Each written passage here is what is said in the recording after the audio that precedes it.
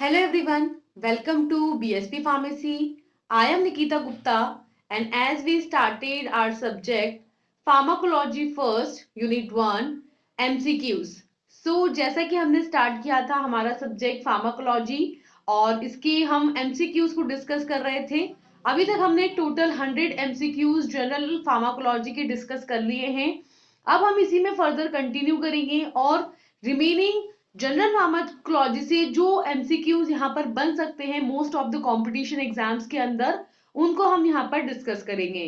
तो स्टार्ट करते हैं हमारा topic of discussion, that is MCQs of unit 1।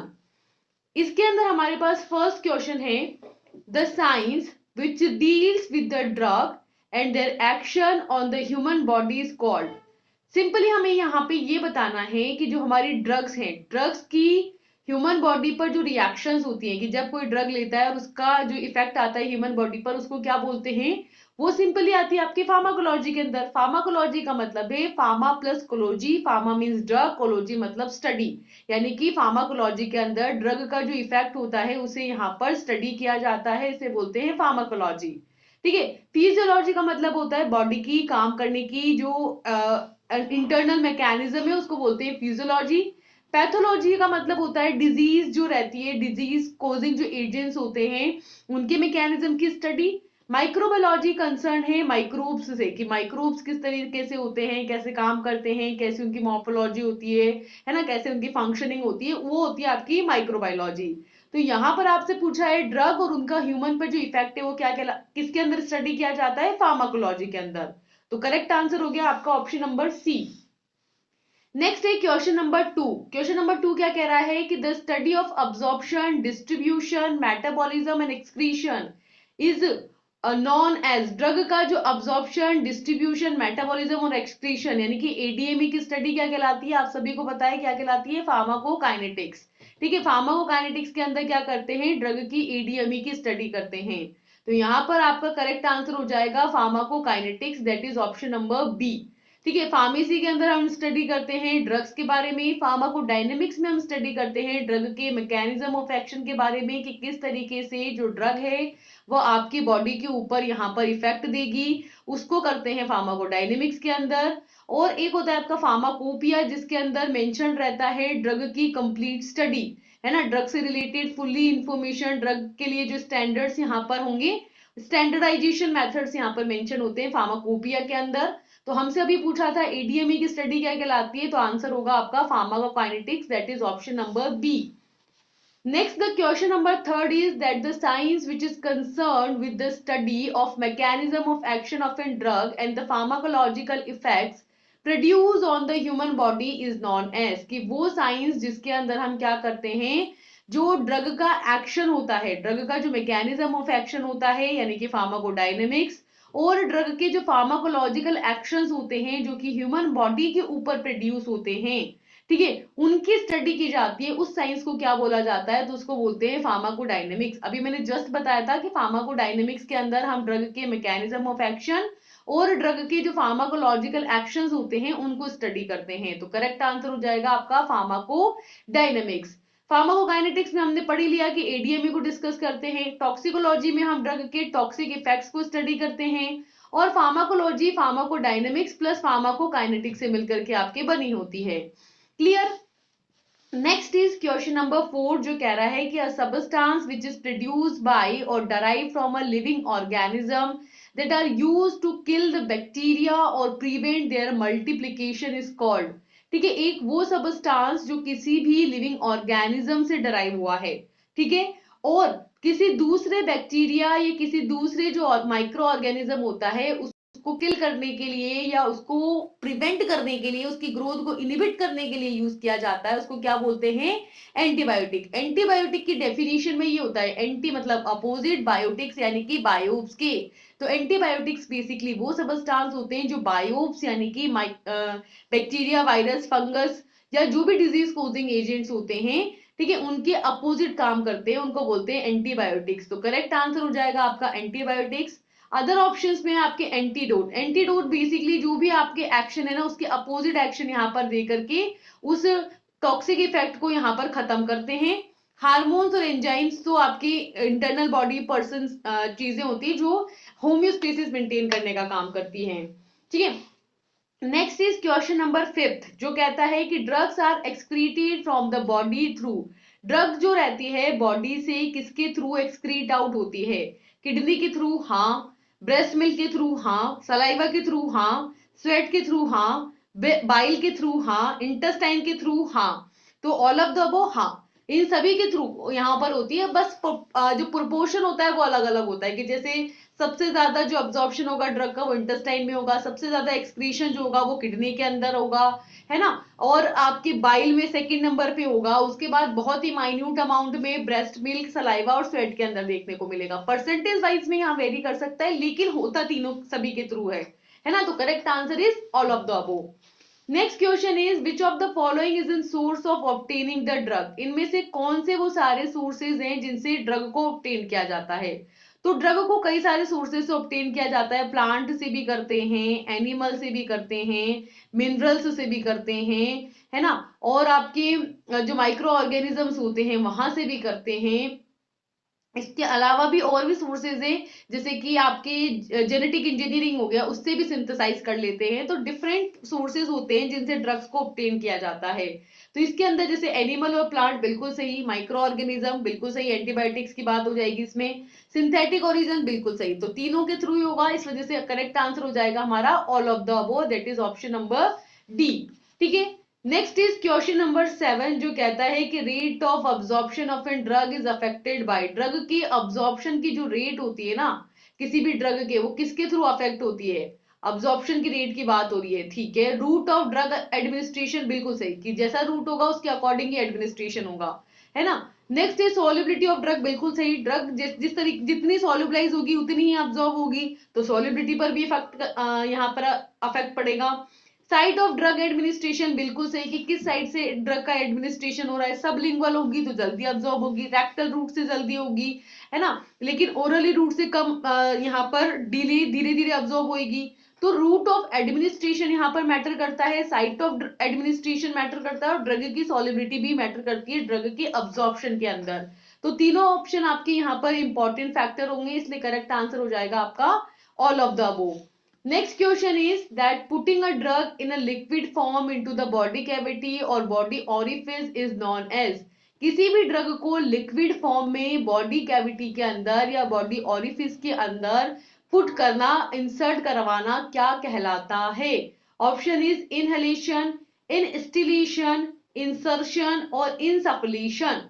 देखो इनहेलेशन में तो क्या होता है, जैसे पंप्स होते हैं ना, पंप्स को ऐसे प्रेस करते हैं और ड्रग आपकी इनहेल हो जाती है, उसको बोलते हैं इनहेलेशन। यहाँ पर हम ऑफ कोर्स बॉडी कैविटीज जैसे नोज हो गए, नॉस्ट्रल्स हो गए, इनमें इंसर्ट करवा रहे होते हैं, है ना, लेकिन यहाँ पर थोड़ा सा डिफरेंस है, हर चीज को थोड़ा थोड़ा सा हमें डिफरेंशिएटिंग फॉर्म में देखना पड़ेगा। ऐसे जो हमारा इंस्टिलेशन होता है ना, इंस्टिलेशन में क्या करते हैं हम, प्रॉपरली जो बॉडी कैविटी जैसे मान लो नोज हो गया या ईयर हो गया, उसके अंदर प्रॉपरली अंदर तक हम लिक्विड ड्रॉप को एंटर कराते हैं, ठीक है। तो यहाँ पर ड्रग जो होगी वो लिक्विड फॉर्म में प्रॉपरली बॉडी कैविटी, चाहे वो ईयर हो सकता है, नोज हो सकता है, ठीक है, तो बॉडी कैविटी या बॉडी ऑरिफिस के अंदर इंसर्ट कराया जाता है, तो उसको बोल रहे हैं इंस्टिलेशन। इंसर्शन के अंदर तो जैसे कि मान लो आपके इम्प्लांटेशन होता है तो उसको प्रॉपरली इम्प्लांट कर देते हैं, ठीक है, तो वो इम्प्लांटेशन होता है। इंसर्शन में इंसर्ट कराते हैं, है ना, और इनसफलेशन में भी बेसिकली पाउडर्ड फॉर्म में आपकी मोस्टली यहाँ पर ड्रग होती है। इनसफलेशन में जो डोजेस फॉर्म होती है ना वो पाउडर होती है, तो इस पे ये सेम कंसेप्ट अप्लाई नहीं होता। तो यहाँ पर आपके पास करेक्ट आंसर क्या हो जाएगा, इनस्टिलेशन, जिसमें लिक्विड फॉर्म में रहेगी डोज और उसे सिंपली बॉडी कैविटी के अंदर प्रॉपरली अंदर तक इंसर्ट कराया जाएगा, ठीक है। नेक्स्ट है आपका question number 9 that application of an drug to the skin usually by the friction is known as. ठीक है, हम क्या कर रहे हैं, यहाँ पर जो ड्रग रहेगी ना, इस ड्रग को स्किन के ऊपर अप्लाई कर रहे हैं और फ्रिक्शन के साथ अप्लाई कर रहे हैं, ठीक है, तो उसको क्या बोला जाता है, इन्यूक्शन। क्या बोला जाता है, इन्यूक्शन। देखो क्या होता है, इंसर्शन में तो हम प्रॉपरली जैसे इम्प्लांट्स को इंसर्ट कराते हैं कि भाई बॉडी के अंदर बाई एक छोटा सा वो रहेगा इम्प्लांट जिसको हम इंसर्ट कराएंगे, जो बॉडी के अंदर जाकर के सेट हो जाएगा और धीरे धीरे ड्रग रिलीज करता रहेगा, वो तो इंसर्शन हो गया। इंसफलेशन के अंदर जैसे नोस्ट्रिल्स में मैंने बताया पंप की हेल्प से आप इंसफलेशन करते हो, है ना, लिक्विड को यहाँ पर कराते हो। इनस्टिलेशन के अंदर लिक्विड होगा, उसको प्रॉपरली बॉडी कैविटी के अंदर अंदर तक लेके जाएंगे, वो इनस्टिलेशन हो गया। इन्यूशन के अंदर क्या होता है, ड्रग को स्किन के ऊपर अप्लाई करके ऐसे फ्रिक्शन करते हैं, जैसे कि आपने लिनीमेंट के बारे में सुना होगा कि लोशन को तो सिंपली अप्लाई करते हैं बिना फ्रिक्शन के, लेकिन लिनीमेंट ऐसा होता है उसको अप्लाई करके ऐसे प्रॉपरली फ्रिक्शन करते हैं, जिससे कि क्या होता है, ड्रग जो है अंदर प्रॉपरली स्किन के अंदर पेनिट्रेट हो पाती है, तो उसको बोलते हैं इन्यूक्शन। तो करेक्ट आंसर हो जाएगा यहाँ पे आपका इन्यूक्शन। नेक्स्ट क्वेश्चन है कि nitroglycerin is administered by which route. Nitroglycerin basically heart attack के लिए, जैसे जब बीपी बहुत हाई रहता है ना, तो उसको रिड्यूस करने के लिए यूज होती है नाइट्रोग्लिसरीन, एंटी एंजाइनल ड्रग होती है ये, है ना। जब सडनली आपकी हार्ट अटैक होता है तो वहां पर इसको दिया जाता है, एंटी एंजाइनल ड्रग होती है नाइट्रोग्लिसरीन, है ना। इसको किस रूट से देते हैं, सब लिंगुअल रूट से, यानी कि टंग के नीचे रख देते हैं सिंपली, और वो डायरेक्टली सिस्टमिक सर्कुलेशन में पहुंचती है बिना फर्स्ट पास मेटाबॉलिज्म को फॉलो किए। तो यहाँ पर करेक्ट आंसर हो जाएगा सब लिंगुअल रूट, डायरेक्ट आंसर होगा इसका ए। ठीक है। नेक्स्ट क्वेश्चन है कि when the drug is introduce in the bone marrow, this route is called. अगर आपकी ड्रग है उसको हम बोन मेरो में इंसर्ट करा रहे हैं तो उसको क्या बोलेंगे, उसको बोलेंगे intramedullary, that is option number C. Intraperitoneal में पेरिटोनियल कैविटी के अंदर इंसर्ट कराते हैं, इंट्राथीकल में थीकल रूट में कराते हैं, इंट्रा आर्टरियल में आर्टरीज के अंदर इंसर्ट कराया जाता है, लेकिन इंट्रामेड्यूलरी के अंदर जो ड्रग होती है वो मेड्यूला में यानी कि बोन मेरो में इंसर्ट होती है, तो इसलिए करेक्ट आंसर हो जाएगा आपके ऑप्शन नंबर सी। नेक्स्ट है आपका क्वेश्चन नंबर 12। ये क्या कह रहा है कि when the medicine is administered into the spinal cavity, अगर आपकी जो ड्रग है उसको आप स्पाइनल कैविटी के अंदर इंसर्ट करा रहे हो तो उसको क्या बोला जाता है, इंट्राथीकल।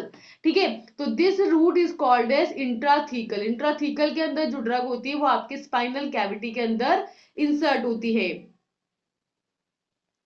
नेक्स्ट होता है इंट्रा ओसेसस। ओसेसस में ऑस्मियम यानी कि अस्थि के अंदर जो हड्डी होती है ना, अस्थि, उसके अंदर इंसर्ट कराई जाती है।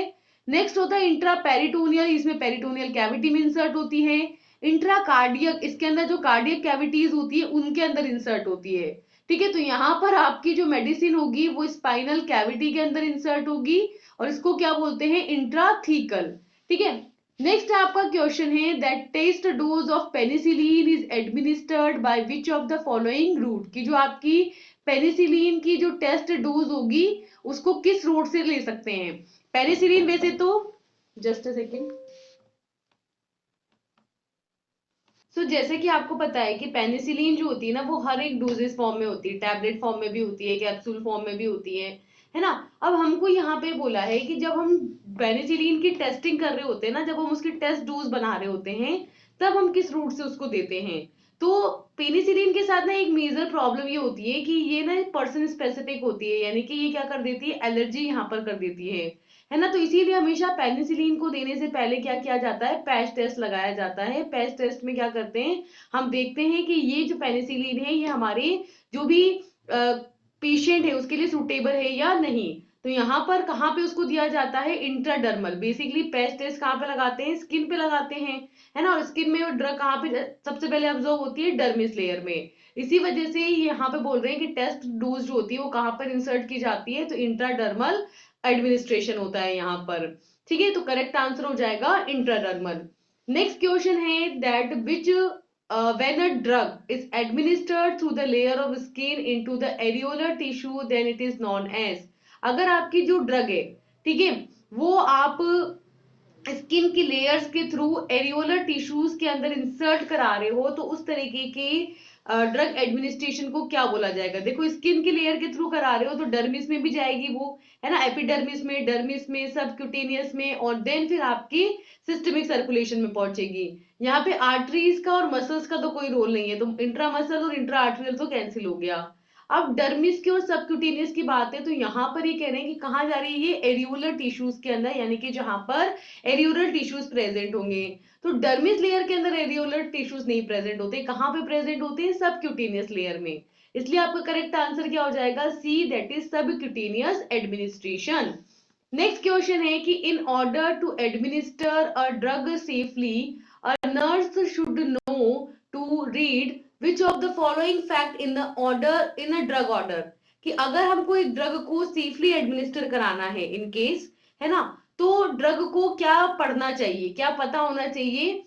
विच ऑफ द फॉलोइंग फैक्ट, कौन सा फैक्ट है जो ड्रग के बारे में एक नर्स को पता होना चाहिए ड्रग को सेफली एडमिनिस्टर कराते वक्त। तो पहली चीज है कि name of the patient and name of the drug, drug का नाम पता होना चाहिए, पेशेंट का नाम पता होना चाहिए, नर्स को ये दोनों चीजें पता होनी चाहिए, बिल्कुल सही बात है। सेकेंड है dosage form of the drug and route of administration, बिल्कुल सही, कि ड्रग कौन सी दे रहे हो और ड्रग की कितनी डोज दे रहे हो और किस रूट से दे रहे हो। Date and signature of the physician, और फिजिशियन के गाइडेंस के अंदर ही, फिजिशियन की निगरानी के अंदर ही उनका जब प्रिस्क्रिप्शन को साइन किया हुआ रहेगा, एक पर्टिकुलर प्रिस्क्रिप्शन रहेगा जिसको उन्होंने साइन कर रखा होगा फिजिशियन ने, उसके बाद ही वो ड्रग देनी होती है। तो डेट और साइन फिजिशियन की ये भी चाहिए हमें। तो इस तरीके से जब एक नर्स किसी भी ड्रग को पेशेंट को सेफली एडमिनिस्टर कराना चाहती है तो उसको ये सारी चीजों को यहाँ पर कंसिडरेशन में लेना होगा। तो इसलिए आंसर हो जाएगा all of the above, that is D. Next question है that which of the following statement regarding the drug administration is incorrect, drug administration के बारे में कौन सी बात है जो कि इनकरेक्ट है यानी कि गलत है। तो सही वाली देख लेते हैं तो हमें इनकरेक्ट पता चल जाएगी। तो फर्स्ट है कि when the drug administration by injection there is a very rapid response of an drug, कि जब ड्रग को इंजेक्शन के थ्रू हम लेते हैं तब ड्रग का रैपिड रिस्पॉन्स देखने को मिलता है, बिल्कुल सही बात है। सेकेंड है कि by parenteral route of drug go directly into the blood so no absorption is required, कि जब हम पेरेंटल रूट के थ्रू इंजेक्शन के थ्रू किसी ड्रग को लेते हैं तो वो डायरेक्टली ब्लड में जाती है, बिल्कुल सही। So no absorption is required, बिल्कुल सही, वहां पर अब्जॉर्प्शन की कोई नीड नहीं होती। थर्ड है कि parenteral route can be use in case of unconscious patient, बिल्कुल सही, अनकॉन्शियस पेशेंट के केस में हम पेरेंटल रूट को ही प्रीफर करते हैं। फोर्थ है कि parenteral route can not be use in case of unconscious patient, नहीं नहीं गलत बात है, अनकॉन्शियस में करते तो हैं। एडमिनिस्ट्रेशन विच ऑफ द, मतलब ये तो छोड़ दिया, बस इतनी सी बात है कि पेरेंटल रूट को अनकॉन्शियस पेशेंट में यूज नहीं करते, गलत बातें करते हैं, तो ये गलत है, बाकी तीनों सही है, इसलिए करेक्ट आंसर हो जाएगा आपका डी। नेक्स्ट है क्वेश्चन नंबर 17। क्वेश्चन नंबर 17 क्या कह रहा है कि regarding the drug administration which of the following statement is correct, है ना, ड्रग एडमिनिस्ट्रेशन के बारे में कौन सा स्टेटमेंट सही है। तो देखो फर्स्ट स्टेटमेंट है कि child dose is less in comparison to adult dose, adult dose की कंपैरिजन में चाइल्ड डोज कम होती है, बिल्कुल सही बात है। सेकेंड है कि the administration of drug to female patient the factor such as pregnancy lactation and menstruation to be consider, बिल्कुल सही बात है कि जब भी फीमेल को कोई भी ड्रग एडमिनिस्टर करा रहे हो तो प्रेगनेंसी लैक्टेशन और मेंस्ट्रुएशन तीनों को कंसिडरेशन में लेना होता है। नेक्स्ट है that 5 rights, that is right drug, right dose, right time, right method ensures safety of an given drug, कि आप जो है सही ड्रग दो, सही डोज दो, सही टाइम पे दो ड्रग को, सही मेथड से दो, सही रूट ऑफ एडमिनिस्ट्रेशन के थ्रू दो, है ना, ये पांचों ही चीजें बहुत जरूरी है ड्रग की सेफ्टी के लिए, बिल्कुल सही स्टेटमेंट है। तो तीनों ही बातें सही है, इसलिए करेक्ट हो जाएगा all of the above. Next question है कि drug use to relieve pain are, drug जो कि पेन रिलीफ के लिए यूज होती है उनको बोलते हैं एनाल्जेसिक, एनाल्जेसिक का मतलब है absence of algesia, that is pain से रिलीफ, तो करेक्ट आंसर हो जाएगा एनाल्जेसिक्स। एंटीपायरेटिक होता है opposite to the pyretics, pyretics का मतलब होता है फीवर, या हम बोल सकते हैं इंक्रीज इन टेम्परेचर, तो टेम्परेचर का इंक्रीज होना ही फीवर कहलाता है, और फीवर के अगेंस्ट जो काम करते हैं उनको बोलते हैं एंटीपायरेटिक। एंटीबायोटिक जो होती है वो बैक्टीरिया माइक्रोब्स को किल करती है, और एंटी प्यूरिटिक्स जो होती है जो पस वगैरह होता है ना उसको ट्रीट करने के लिए यूज होती है।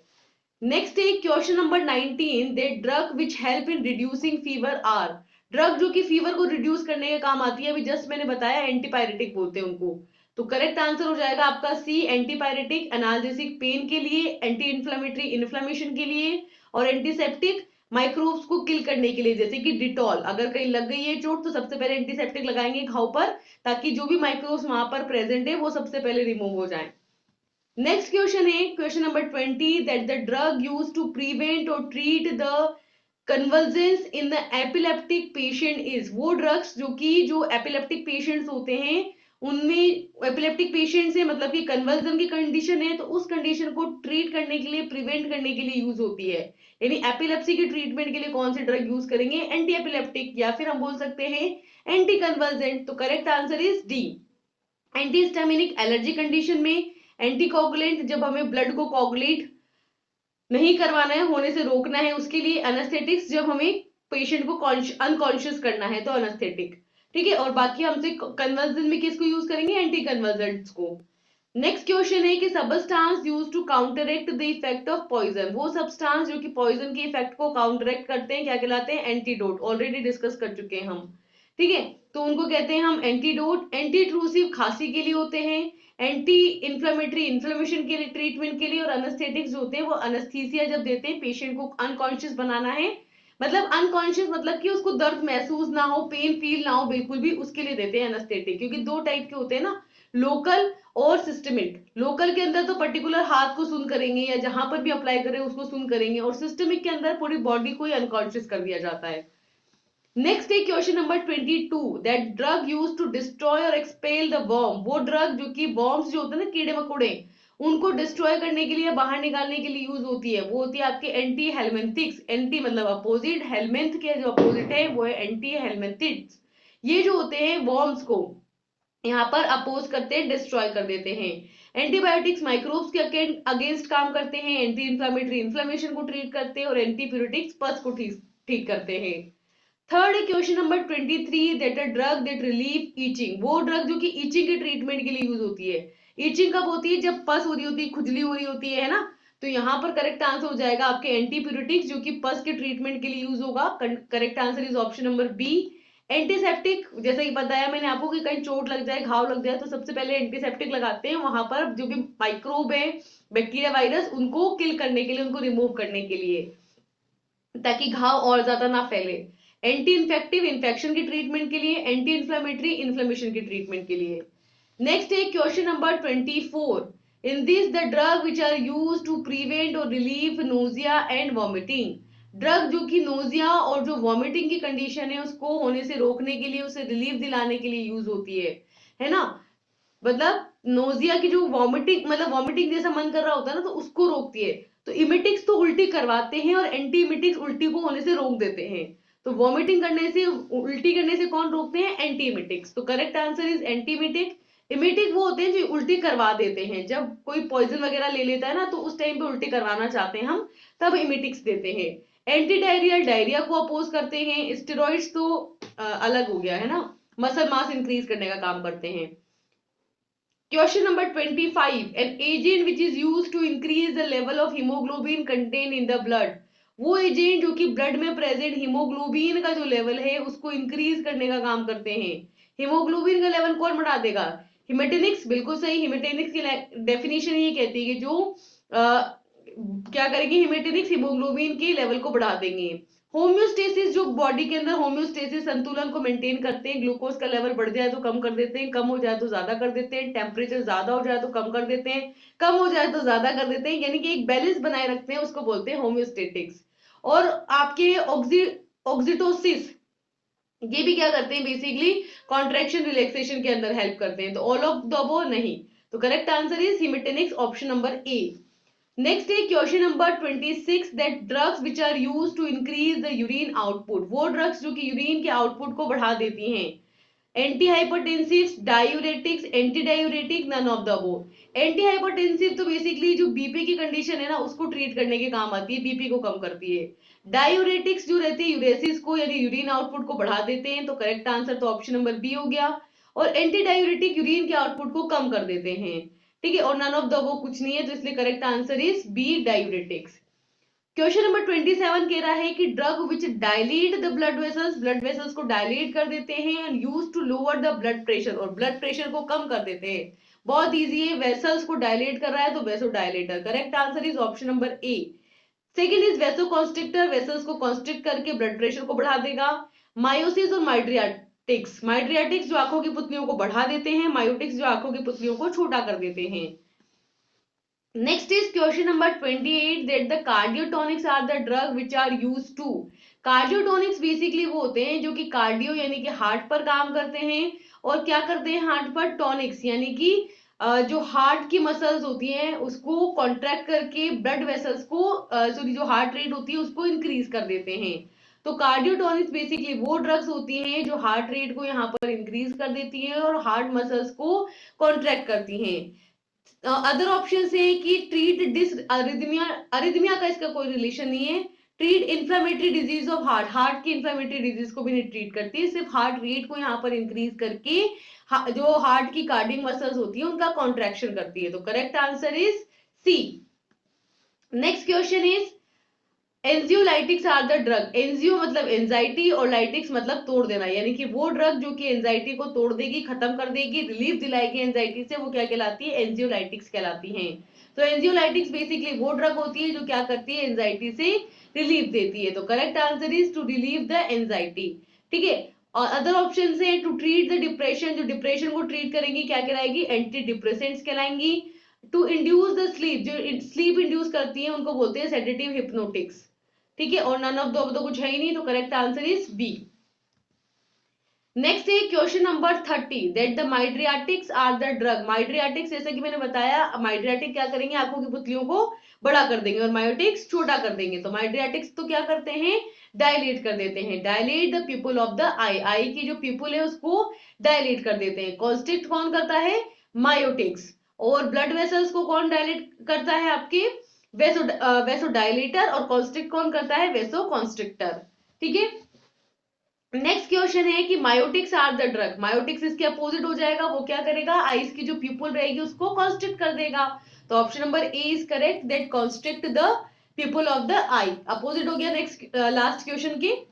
नेक्स्ट क्वेश्चन है question number 32, that hypnotics are the drug, sedative और हिप्नोटिक्स। देखो सेडेटिव वो होता है जो सेडेशन कोज करता है, नींद नहीं लाता, लेकिन हिप्नोटिक्स उसकी हायर डोज होती है जो नींद लेके आ जाती है।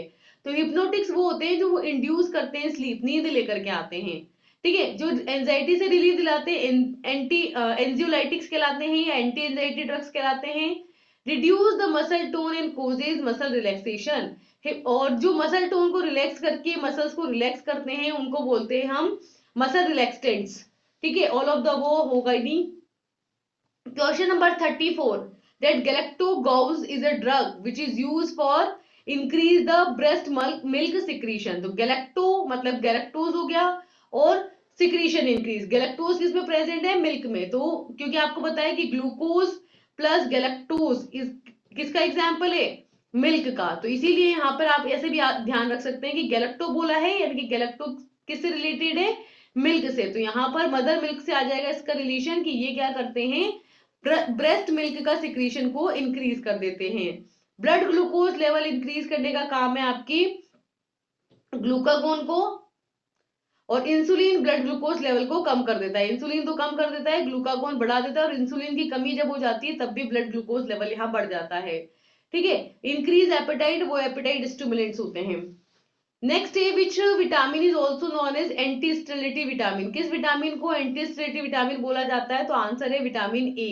सिंपली ध्यान रखना है, विटामिन ए की कमी से क्या होता है, रतौंधी, विटामिन सी की कमी से स्कर्वी, विटामिन के की कमी से कोगुलेशन में दिक्कत, और विटामिन ई जो है इसकी कमी से मतलब इसको क्या बोलते हैं, एंटी स्टेरिलिटी विटामिन बोला जाता है। नेक्स्ट है question number 35, that in the following which is the advantage of intravenous drug administration, इनमें से कौन सी ड्रग है जिनको आईवी रूट से लेंगे तो एडवांटेज देखने को मिलेगा।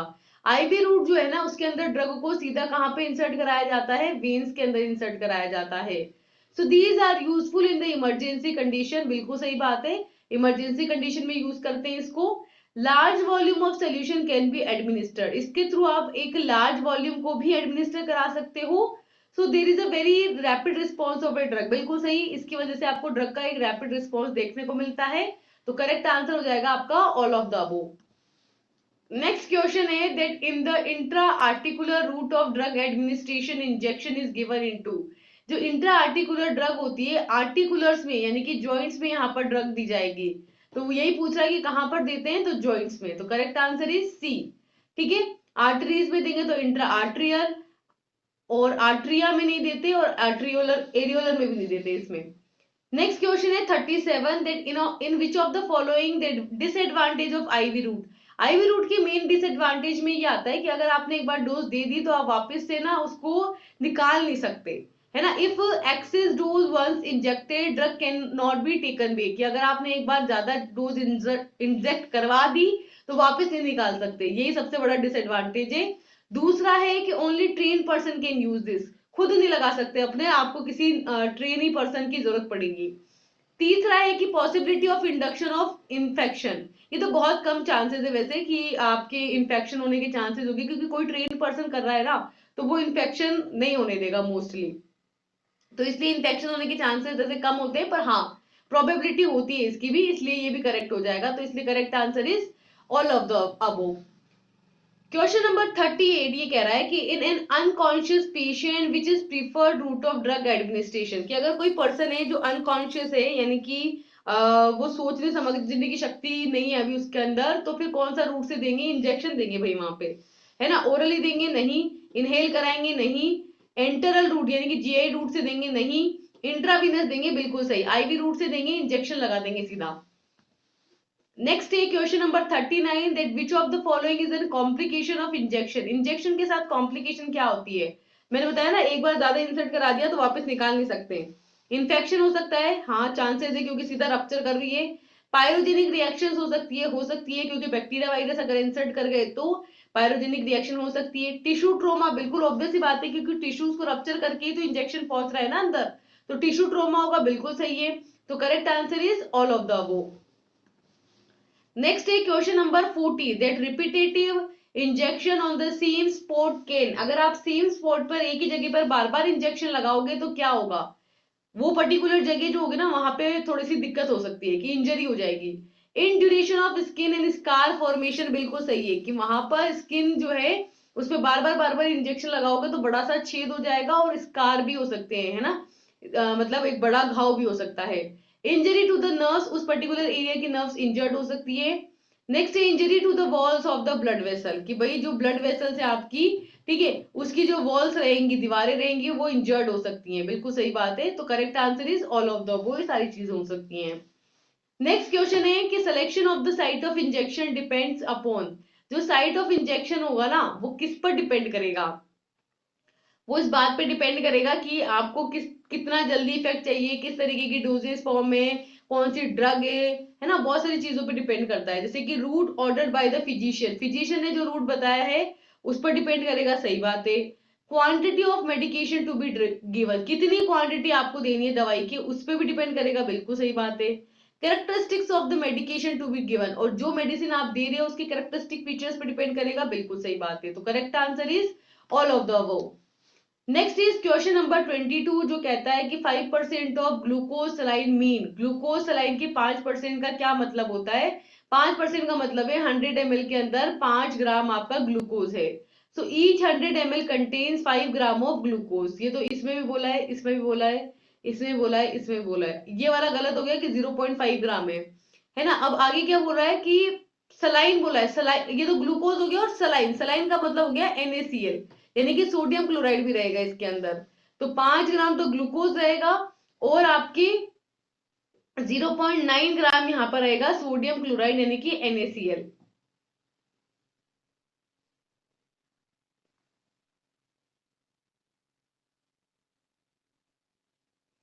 ठीक है, तो क्या बोल रहे हैं कि 5% ग्लूकोज सलाइन का मतलब है कि 100 ml लेना है जिसमें 5 ग्राम तो लेना है आपको ग्लूकोज, और आपको 0.9 ग्राम लेना है क्या, सोडियम क्लोराइड यानी कि NaCl। नेक्स्ट है best giving an injection nurse should be able, अगर इंजेक्शन देना है अच्छे से तो वहां पर इंजेक्शन देने से पहले नर्स को क्या करना चाहिए, टू सेलेक्ट इक्विपमेंट अप्रोप्रिएटली, बिल्कुल सही बात है, सारे जो भी इक्विपमेंट वहां पर नीडेड है उनको पहले से ही अप्रोप्रिएटली सेलेक्ट कर लेना चाहिए। To select the site quickly and accurately, जो साइट है उसको बिल्कुल सही और क्विकली जल्दी से पहचान कर लेनी है उसकी। To prepare the medication as desired, और जैसे डोज हमको चाहिए जितनी कंसेंट्रेशन की वो उसको बनानी आती हो, ये भी जरूरी है। तो तीनों इंपॉर्टेंट फैक्टर है, that is why correct answer is all of the above. Next है question number 44 that which of the following is an advantage of plastic syringe, plastic syringe के साथ क्या क्या एडवांटेज होते हैं। Plastic syringes are disposable and cheaper, सही बात है, डिस्पोज कर सकते हो, सस्ती भी पड़ती है। Plastic syringes do not break easily, जल्दी से टूटती नहीं है, ये भी सही बात है। There is decrease risk of air embolism, यहाँ पर एयर के एम्बोलिज्म होने के जो चांसेस है वो भी कम होते हैं, ठीक है, ये भी सही बात है। तो correct answer is all of the वो। नेक्स्ट क्वेश्चन है कि in the following which of the factor is consider in the selection of series and needle, कि जब आपको सीरीज और नीडल्स चूज करनी होती है तो कौन सा फैक्टर होता है जिसको आपको कंसिडरेशन में लेने की जरूरत है। तो रूट ऑर्डर बिल्कुल सही, रूट हमको देखना पड़ेगा। विस्कोसिटी ऑफ मेडिकेशन, बिल्कुल उसका विस्कोसिटी, उसका गाढ़ापन देखना पड़ेगा। Amount of medication to be administer, और कौन सी आपको मेडिकेशन की जो लेनी है वो कौन सी लेनी है ये भी देखना पड़ेगा, और उसका अमाउंट भी देखना पड़ेगा। बिल्कुल सही बात है, सारे पॉइंट सही है, answer is all of the बो। नेक्स्ट क्वेश्चन है विच of the following is not a part of series, इनमें से कौन सा पार्ट है जो सीरीज का पार्ट नहीं है। तो सीरीज में क्या क्या नहीं है, देखो सीरीज में है बैरल, हाँ, प्लंजर और पिस्टन है जो पीछे से दबा रहे हैं, हाँ, शाफ्ट है, नहीं शाफ्ट नहीं है, बैरल है, प्लंजर और पिस्टन है, शाफ्ट नहीं है, तो correct answer is shaft. Next question है कि in the selection of needle the nurse should see, जब नीडल चूज कर रही है नर्स तो उसको क्या क्या चीजों पर फोकस करना चाहिए। Bevel should be sharp and without the hooks, बिल्कुल सही बात है कि जो आगे की वो जो सुई रहती है ना बिल्कुल शार्प होनी चाहिए और कोई हुक नहीं होने चाहिए उसके अंदर। Needle size should be smallest gauge appropriate to the medication, medication के अकॉर्डिंग जितनी छोटी गोज साइज की ले सकती है वो उतनी वैसे उस हिसाब से लेनी चाहिए। Needle should be fit tightly to the syringe, जो नीडल होगी ना हम आगे लगाएंगे सीरीज के आगे वो अच्छे से उसमें फिट हो जानी चाहिए, ये जरूरी है। तो तीनों चीजों को कंसिडरेशन में लेना चाहिए, इसलिए correct answer is all of the वो।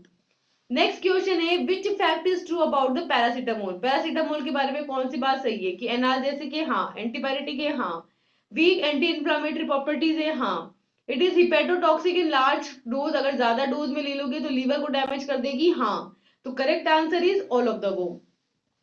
Next question is 45%, sorry 49 question, that 5% dextrosine normal saline is, देखो 0.9% का जो NaCl का सोल्यूशन होता है ना वो तो क्या होता है अपने स्टैंडर्ड होता है आइसोटोनिक सोल्यूशन के लिए।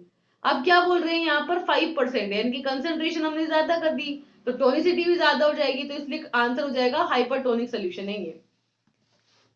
नेक्स्ट होता है last question, question number 50, that which of the following statement is not true about the aspirin, aspirin के बारे में यानी कि एसिटाइल सैलिसिलिक एसिड के बारे में कौन से स्टेटमेंट है जो सही नहीं है, कि ये एनाल्जेसिक है, हाँ, एंटीपायरेटिक है, एंटी इंफ्लेमेटरी है, तो ये तो सही हो गया। It can cause gastric ulceration and GI bleeding, हाँ, ये क्या कर सकती है, गैस्ट्रिक अल्सरेशन, स्टमक में अल्सर भी कर देती है और जीआई की ब्लीडिंग भी करा देती है, सही बात है। Aspirin increases platelets aggregation and help in coagulation, नहीं, प्लेटलेट्स का एग्रीगेशन नहीं करती, कोगुलेशन में हेल्प नहीं कराती, एंटी कोगुलेंट होती है। तो aspirin provides symptomatic relief in rheumatoid arthritis, हाँ, रूमेटॉइड आर्थराइटिस में भी रिलीफ देती है, सही बात है। तो आंसर कौन सा हो जाएगा, सी, कि भाई प्लेटलेट एग्रीगेशन करती है और ब्लड कोगुलेशन करती है, तो नहीं करती, गलत स्टेटमेंट है ये, ठीक है। तो ये हुए 50 क्वेश्चंस अगेन फार्माकोलॉजी फर्स्ट के, जनरल फार्माकोलॉजी के। अब हम मिलेंगे नेक्स्ट लेक्चर के साथ कुछ नए क्वेश्चंस के साथ। Till then thank you and all the best, bye bye.